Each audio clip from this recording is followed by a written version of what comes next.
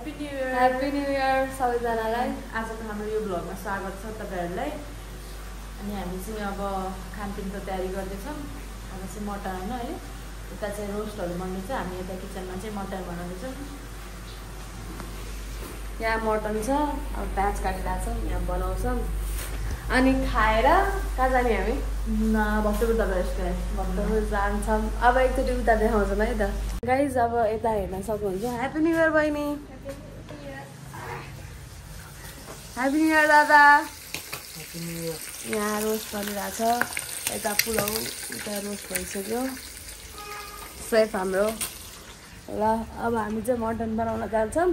अनि त्यो गरेर हामी उता आज भक्तपुर जान्छौँ होला। गाइज हेर्दै गर्नु होला। ल पछि भेटौँला।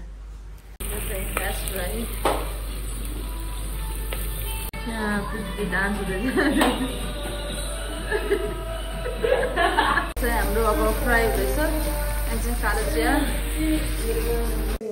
गाइज हाम्रो रेडी भइसक्यो। यहाँ अब अर्को सब्जी बनाउनु लाग्यो।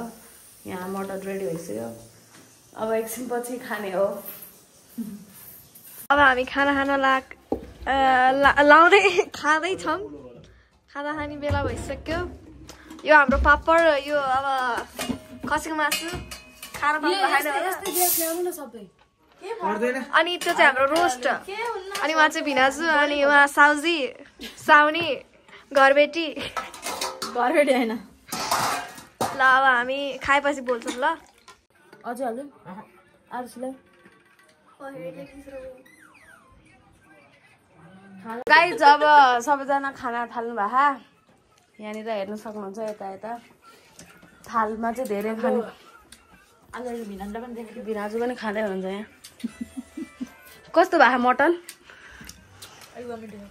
ल यहाँ छ। अब खायौँ है। अब खाने बेला भिडियो गर्नुहुन्न। नयाँ वर्षमा यहाँ कोही कोही यसरी सुतिरहेछ।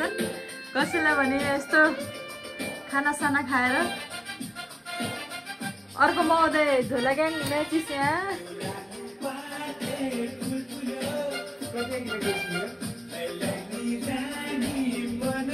1000 चाहिँ न्यु इयरमा कहीँ गएनौँ।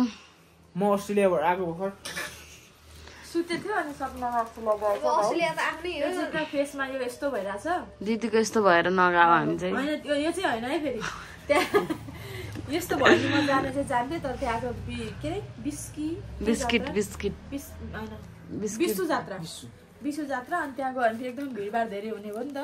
अनि यत्र साना साना बुढाबुढीहरू लगेर यस्तो अब यहाँ करोडपति। अब यो मान्छे अस्ट्रेलियाबाट आयो भने त अस्ट्रेलिया चाहिँ मैले गिफ्ट दिएको लिएर जा, मलाई धेरै भयो भनेर। ल